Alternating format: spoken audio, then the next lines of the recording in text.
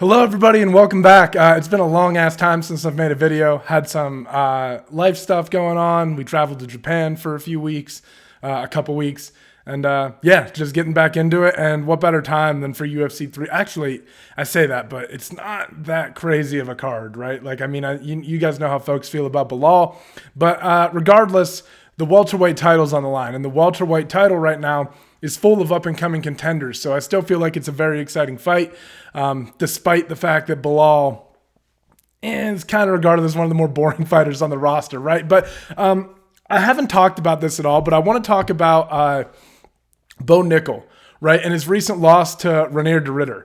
So a lot of people are talking about whether Bo Nickal got fraud-checked in this fight, and I think no. I just think it was a matter of too much too soon. And I really think that de Ridder came with a perfect game plan, right?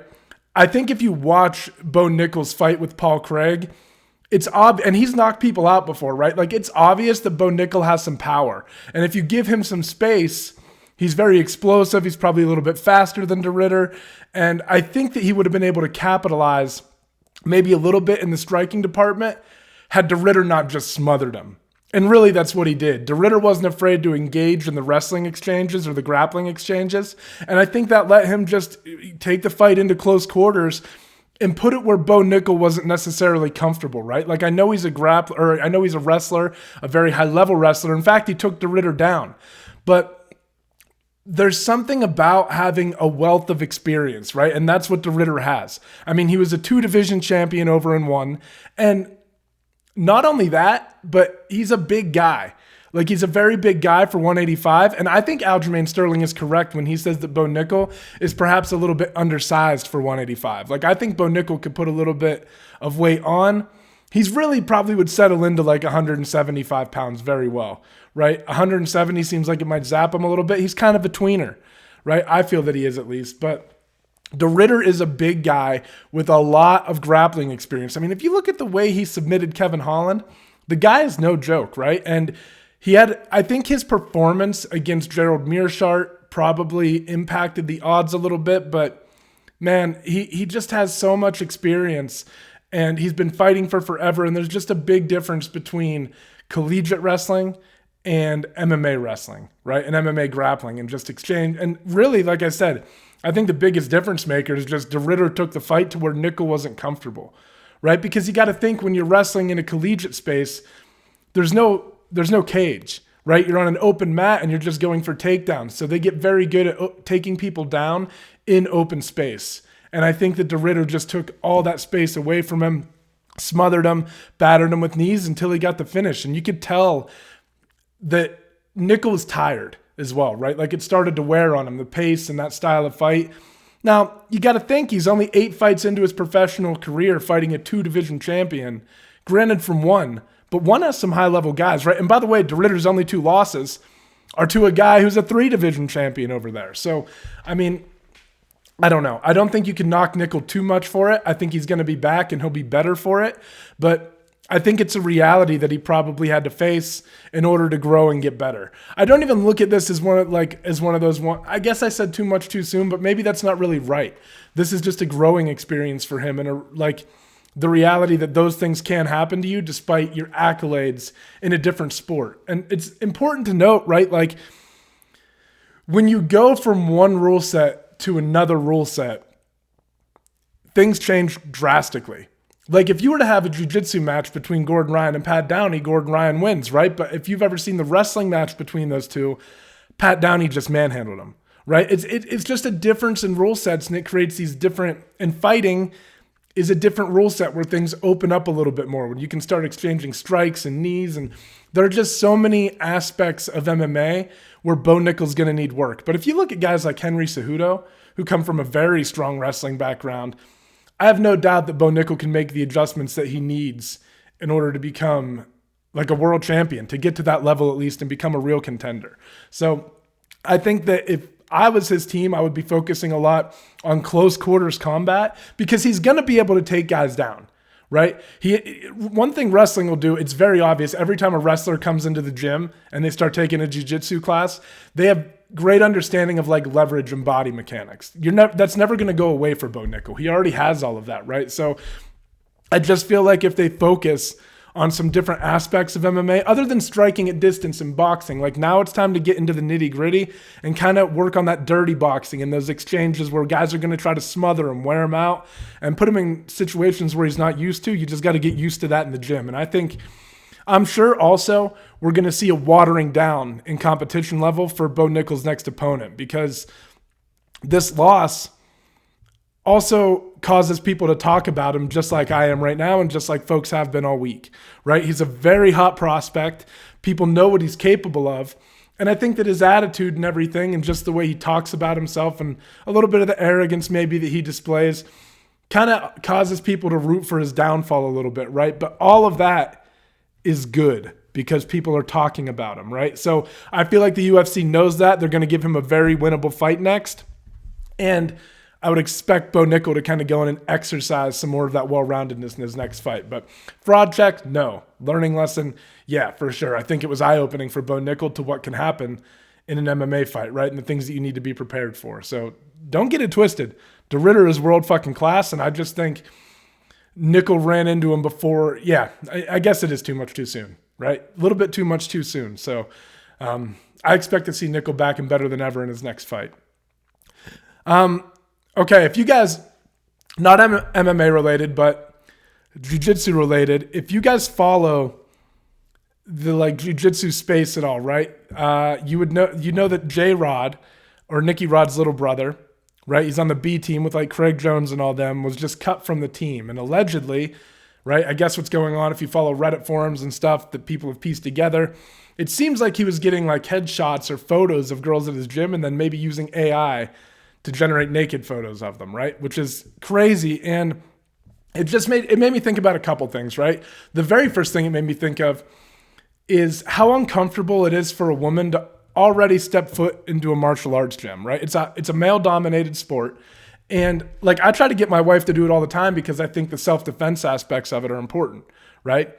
I mean, it's not that I think she's going to be able to overpower a grown man necessarily, but if you can just create space, get away, you have some technique behind you, it does go a long way, right? And if you go against a trained person, it's much harder to deal with them than an untrained person, right? You can't carry all that with like, I still think like ultimate, like have a concealed carry, have a weapon on you if you're a female, right? Like anyway, it's good to have some knowledge on how to do a little bit of combat, especially in a situation where with like male against female, or like if they're going to be grabbing you, it's good to know how to deal with that and stay calm under those circumstances and try to like defend yourself and get away.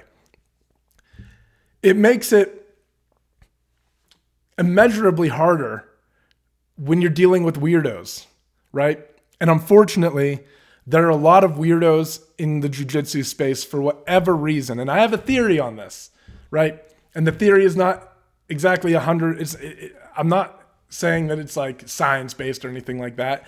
But I think what happens it's hilarious because you'll hear a lot in jiu-jitsu, right? That jiu-jitsu will absolve your ego. And if you look at the top of the heap in competition, that is just not true, right? If anything, I think when people get good at jiu-jitsu, it emboldens their ego. And you see this represented through different belt levels even, right? Like you might, if you're a white belt and you're rolling with, for instance, like me, and you're not like a high level wrestler, just like fucking pinning me down and beating my ass. If you're just a new student and you come in and you're a white belt, then yeah, you're going to be humbled going against somebody like me who's just better than you technically, right? The same way I would be humbled by a black belt or a brown belt or even goddamn some blue belts sometimes. And even some of the white belts that we get in our gym, I'm like, all right, they get good a little too quick, right? But I'm just saying, it does not, you're going to look down on, not look down on, I shouldn't say that, but you view people who are below you on the hierarchy as below you. You think that you're above them in some way. And you see it all the time because what happens is people get like their second stripe, their third stripe, and they immediately start fucking coaching the new people on how to do things, right? And a lot of it's wrong. Some of it might be right, but they also just don't understand that there are things that the instructor, they have goals for the students and we're watching them. And if I realize, for example, when I'm teaching a class that a student is struggling with a certain move, I'm going to walk him through aspects of the move or her through aspects of the move that I feel like they're struggling the most with and hit the important concepts, but I can't sit there and nitpick at every little thing they do. And you'll see white belts coach other white belts and they get nitpicky. And it prevents the person from actually learning and getting better because you're talking to them so much that they're not just going through the motions and getting some of the body mechanics down that they need. Because reality, you're not going to get great at the move overnight. You need time to develop it and work it. And that's my job as the instructor, is to watch and then try to seal up those holes. But white belts get this ego trip where they think that they should be coaching other white belts. It happens all the time. So this concept that when you start doing jiu-jitsu, it just somehow, you just become like a fucking Buddhist and you're like your ego's just fucking gone into the void and you're some like, it's just not fucking true. And the better people get at it, I mean, not to call out names, but Gordon Ryan's a great example. He's one of the most egotistical people I've ever seen. And I have a theory for why this happens, right? I think it's because jiu-jitsu is a very esoteric sport. And that's why you get weird people that come into it, right? And I think what happens a lot of the times is if you're not introduced to levels of athleticism from a young age, right? You're not used to what people are capable of and what they can do. So you become very good in a space where people oftentimes don't get into jiu-jitsu until they're mid to late 20s, 30s, 40s, 50s. People join jiu-jitsu for all different reasons at all different ages, right? So I think when people get good at it, their ego actually starts to inflate. And even at the highest levels. And I always look at it though, like, I'm an Eagles fan. If somebody like Saquon Barkley were to do jiu-jitsu from the time that he was a child, everybody would be fucked. Everybody would be fucked, right? You would all be fucked. I would be fucked. Gordon Ryan would be fucked. Nicky Rod would be fucked. But you get these people who didn't really excel at sports when they were younger, and they found this pathway where they can kind of dominate people because jiu-jitsu is not fucking established yet. It's just not. It's just the truth. I mean, you get some killers like Koulibaly who have been doing it since they were a very young kid. They're very dedicated. They're on the path. But I still think if you put somebody with like Saquon Barkley's athleticism, mentality, and he worked from the time that he was 5, he would just dominate the sport. So I think that you get this kind of skewed perception of how good you really are, even though you're at the top of the heap in this sport, right? Like Gordon Ryan always talks about how he's better than Michael Jordan at his sport. But the reality is that he didn't face the same level of competition that Michael Jordan did in the NBA because kids have been playing basketball since they were fucking 5 years old, and that's who Michael Jordan dominated. That's not who Gordon Ryan is dominating on a day-to-day basis, right? He's probably going up against athletes who may have trained it from the time they were little. And sometimes you do just get freaks. I'm not saying they don't exist in the sport or that Gordon Ryan isn't amazing. I watch all the motherfuckers' instructionals. The way he breaks things down is atomic. He's the best in the world for a reason. I'm just saying that it's not like there's a gigantic pool of super athletes that started doing jiu-jitsu when they were young and then rose to the top. Instead, you get people who were probably mid-tier athletes that couldn't quite cut it in another professional sport that often end up times making the transition. And then they do really, really well, right? Because they're above hobbyists that have gotten in or like people who got in later in life. So I do think for that reason that you get these people and their ego gets emboldened and they think that they can do whatever they want. And that includes grooming. They start to get a big head. They think that they are like the cock of the walk. And you're very impressionable when you're a teacher or when you're like a lead, like whatever at your gym. Like I can remember when I was a white belt, like I viewed black belts the same way you view teachers when you're a little kid. When you're a little kid, you think that your teachers can do no wrong, and then all of a sudden you turn 21, go to the bar and see them out there fucking getting hammered, maybe doing lines of coke in the bathroom. Like, it's like, what the fuck is going on here? You know what I'm saying? Black belts are the same way. They are just people. And getting into teaching has taught me that. I'm not saying that you don't get a lot of black belts that aren't admirable people. You definitely do, right? I know a lot of very upstanding black belts and just people who train jiu-jitsu in general. But you also see a lot of inappropriate behavior in the sport. And I think a lot of it is due to egos getting inflated and them thinking that they can get away with whatever they want and thinking that these young girls or whatever, or these just females are looking up to you because you're the shit in your gym. You know what I'm saying? Like, I don't know. I just feel like it's a space where they start to evolve in their minds as the top Like they're at the top of the heap and they think everybody wants some, everybody loves me. I just think it's real. I think it's why you see all these examples of all this fucked up stuff going on. And it could just boil down to maybe you just get weirdos that join the sport, because that happens too. There's a lot of weirdos that do jiu-jitsu. I'm just being fucking honest, right? Anyway, that's kind of my theory on it. I think you get people who have maybe they have seen what it's like for somebody to actually be better than them at something at a young age, and then they get into the spotlight and they feel that, or maybe they've never experienced that and they're experiencing it for the first time, and it just emboldens them, and I think it makes them fucking arrogant. It's crazy. But anyway, it's gross and there's no place for it, right? And you have to have if you want females to feel safe in your gym, then you have to do what Craig Jones did. He absolutely took the right action by cutting J-Rod. I don't know. And then there's this whole argument about whether to, like, they're like, well, I've seen people on Reddit, well, there's a big difference on if he was taking pictures of them in the locker room and setting up something, and whether he was just taking their faces and making, like, okay, it's still fucking weird. It's weird, and it's an how do you think they're going to how do you think those females feel rolling with him after learning that he's got AI generated naked photos of them on his phone? You think that makes them feel comfortable? Does that make it any better? I mean, either way, it still feels like your privacy has been violated, right? I don't know. Anyway, moving on. Let's get on to the fights. That's my thoughts on what's going on in the jiu-jitsu community. Maybe I'm wrong. Who knows? But we've got a good card going on tonight, a semi-good card, right? I do think that we're going to get a couple boring fights, actually, if I look at it. But first fight on the main card is going to be Benoit Saint-Denis versus Kyle Prepolec. Can't talk today. It's been a long time since I made one of these, right? Rusty. This is one of those fights where I just didn't put a lot of stock into researching it, to be honest. I mean, I know Prepolec had a brief stint in the UFC, lost 2 fights, but the fight between Saint Denis and Joel Alvarez was much more exciting to me. And with Prepolec getting up there in age, he's been on a winning streak lately, but he's been facing competition and he's kind of like on the regional circuit.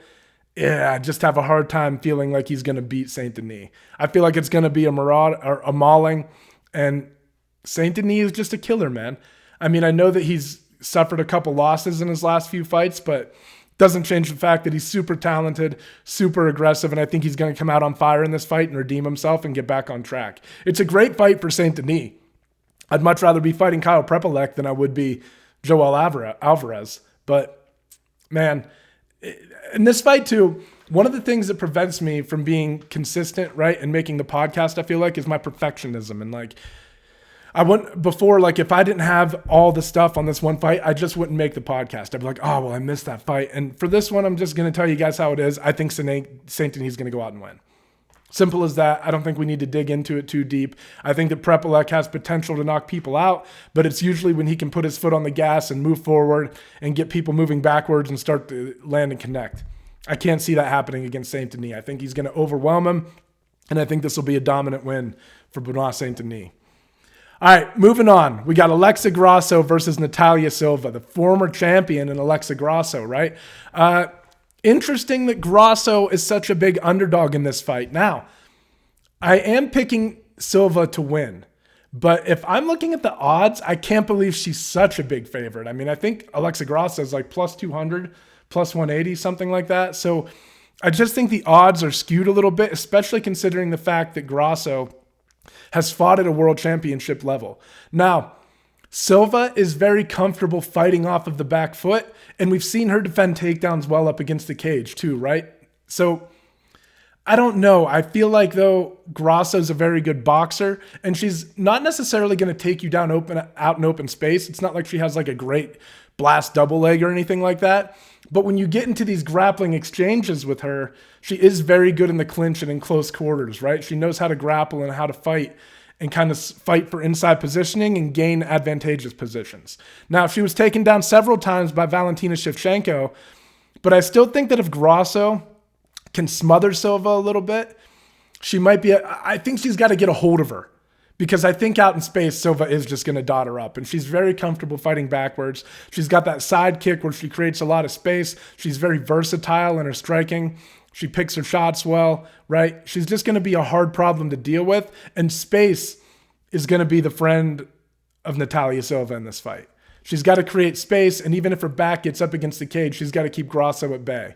I think the pathway for victory to Grasso is going to be to put the pressure on, and when you get Silva against the cage, you might have to wear on her a little bit, make it gritty, right? I don't think you should just sit there and box, because I think then Silva's going to find opportunities to counter. I think you have to close that space off, and this is why when I'm looking at a lot of these fights, I think a lot of them have potential to be boring, right?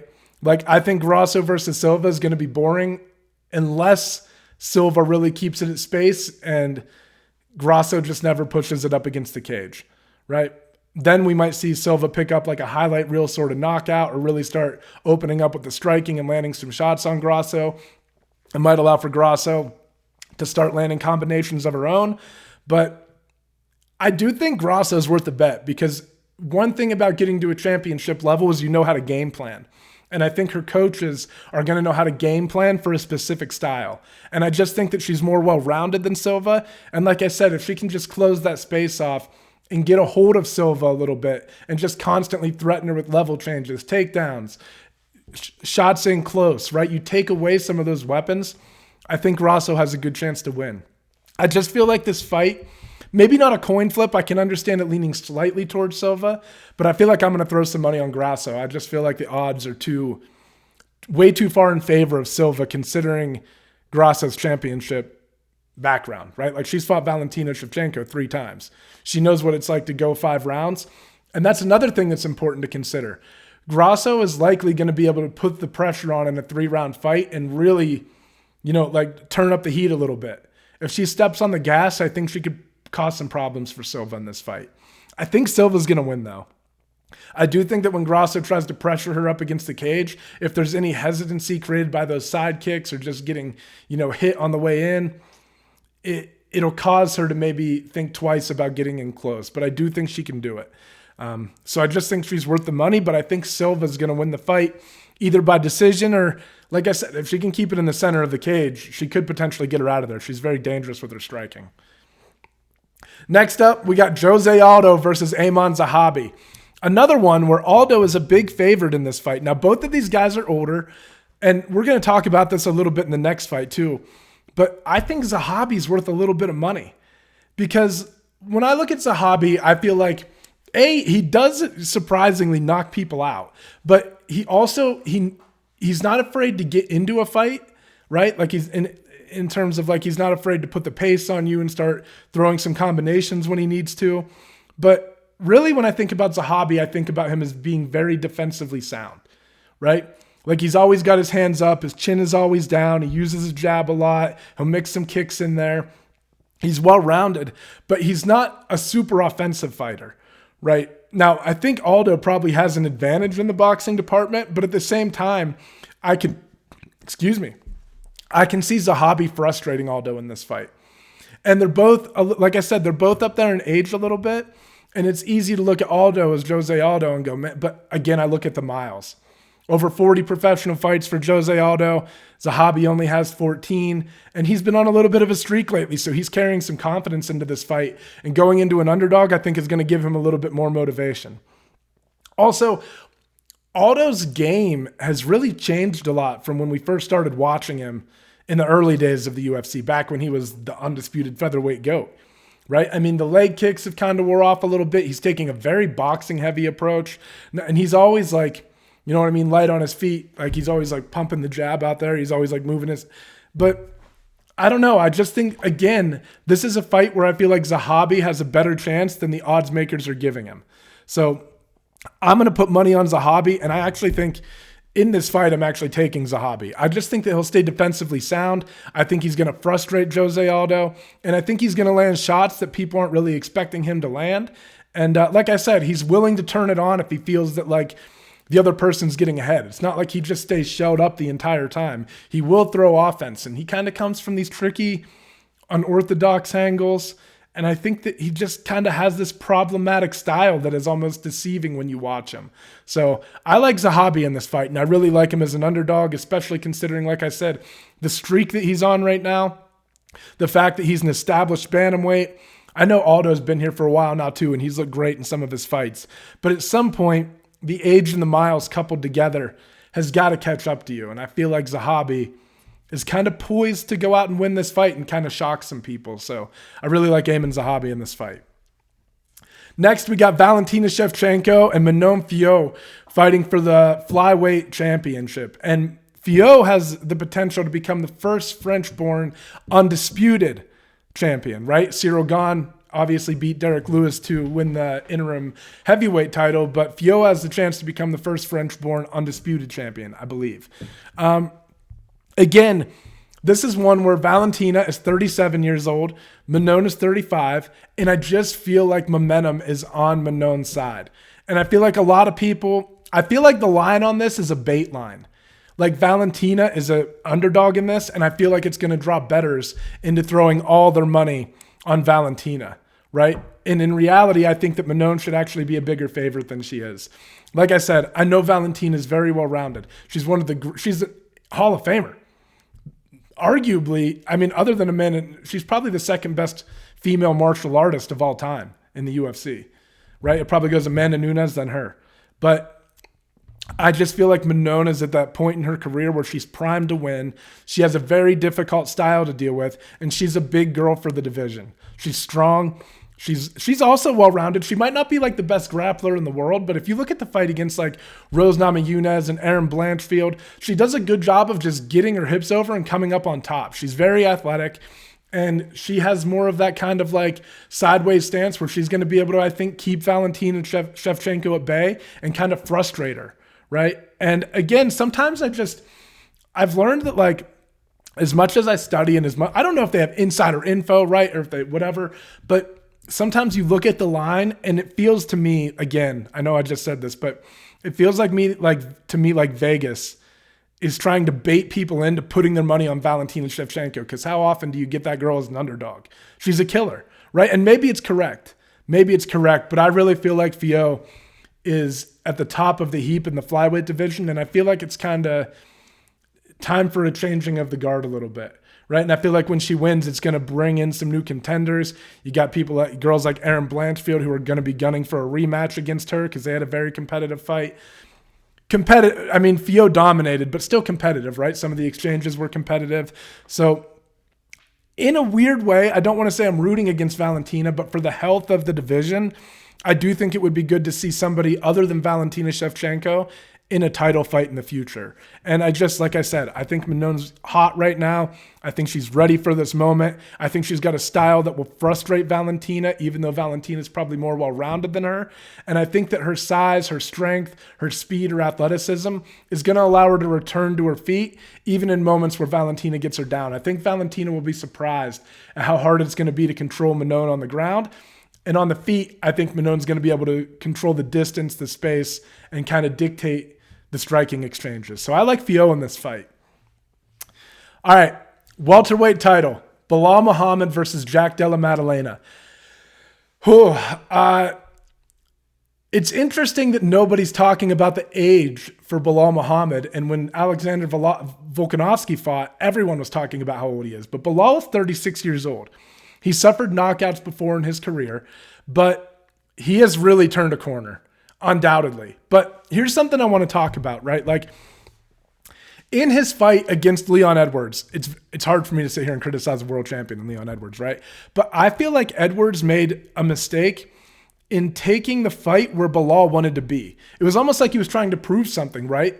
Like every time they got into these grappling exchanges, I mean, I think it was the third round. Leon spent the whole third round on Belal's back. And that's great. You won the round. You controlled him. Right? But I think he would have been better served to create distance and separation and just get back to the striking. However, one thing Belal will do, and we saw this in the Sean Brady fight, is he does have a pretty good chin, and he is just willing to throw. He'll throw more often than you, and in moments where you're taking breaks or expecting him not to be, he's constantly throwing his hands in combinations, right?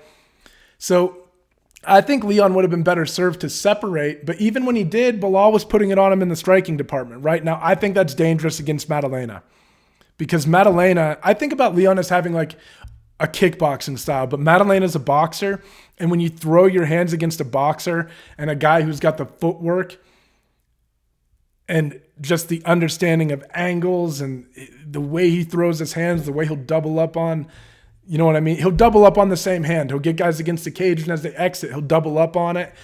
Man, I think that's a dangerous proposition against Maddalena, because I think you're going to give him opportunities to find the opening, and he throws his hands so often that he's going to be able to meet you in those boxing exchanges, right? So I think the big advantage for Belal in this fight is going to be his cardio, his willingness to throw volume, but I don't know that he's going to be able to strike with Maddalena like he thinks he's going to be able to strike with Maddalena. I'm telling you, Maddalena is so fucking slick on the feet. His boxing is so goddamn slick. And if you look at the way he knocked out Randy Brown, you'll see exactly what I'm talking about. He started ripping him up against the cage, and then boom, boom, doubled up, went low, high, knocked Randy Brown out. He's dangerous with his hands, and somebody who throws their hands a lot is going to have an advantage in that department, right? So I think, going back to the mistake that I think Leon made in engaging in some of those grappling situations where he should have gotten to space and maybe kept it where he had an advantage over Belal, I think Maddalena is going to do that. I know that he's been training with Craig Jones, and this clip of him submitting him, putting him to sleep is going viral and all that, and maybe he could catch Belal. Like I said, Leon got his back. Leon had him hurt at the end of the 5th round and came up in top position, but I think that one of the things that is my favorite thing about Maddalena is when he gets put on his back, he's always working. He's never staying still. And his goal, just like in the Gilbert Burns fight, is to get back to the feet. And once he gets back to the feet, he goes to work. And he's dangerous when he starts going to work. So I think that if he can just focus, right, on creating exchanges, maybe throwing up submission attempts to create space and return to your feet, the key to Maddalena's game has to be separation. I have to separate. When Belal gets me down, I have to find ways to separate myself from him, not engage in the grappling exchanges, separate. If he does that, I think he can win. And another thing that Leon Edwards did that I think was a mistake, easier said than done, he let his back get put up against the cage. And really, that's where Belal does his work, because he is willing to throw volume with his hands, and it gets you worried about his boxing a little bit, right? And when you start worrying about his boxing, he shoots in on the legs and he gets his hands clasped together. I don't think he's quite as explosive out in open space, right, to get the shot. So if Maddalena can keep his back off the cage and kind of keep circling, I think he's going to be the one dominating the footwork, the boxing exchanges, and all that. I think that for Belal to have success in this fight, he's going to have to back Maddalena up against the cage. And I think that's going to be hard to do, man. I don't think Maddalena is just going to let that happen. And even when he does, I think he's going to have emphasis on returning to his feet, creating separation, and getting back to where he has an advantage. Now, like I said, Belal can wear on you. And cardio is a hell of a weapon to have. If he's throwing more volume, I can see him wearing Maddalena out. But man, Maddalena is so used to throwing his hands, like that's really where he has strength. I think he has a lot of potential to hurt Belal.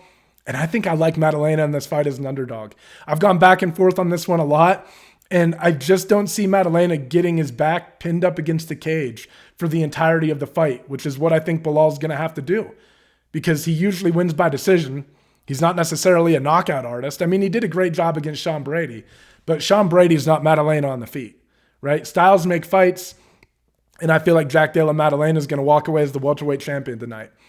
We'll see. I think it's a great matchup. I'm interested to see what happens.